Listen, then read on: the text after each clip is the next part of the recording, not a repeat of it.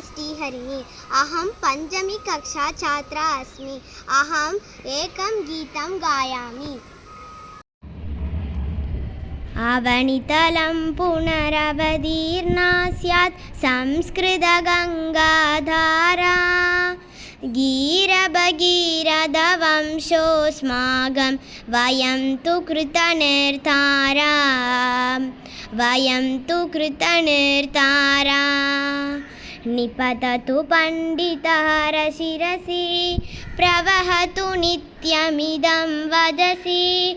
प्रवशितु वैयाकरणमुगं पुनरपि वहता जनमनसि।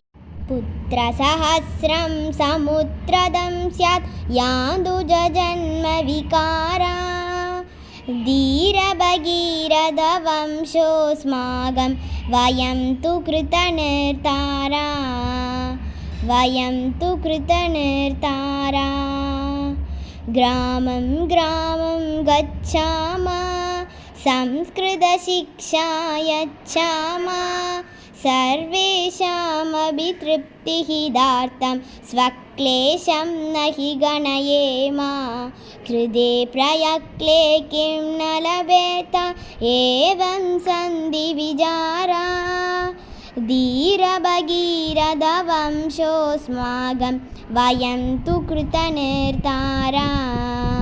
वयं तु कृतनिर्धारा। अवनितलं पुनरवतीर्णा स्यात् संस्कृतगङ्गाधारा। गीरभगीरथवंशोऽस्माकं वयं तु कृतनिर्धारा। वयं तु कृतनिर्धारा। वयं तु कृतनिर्धारा।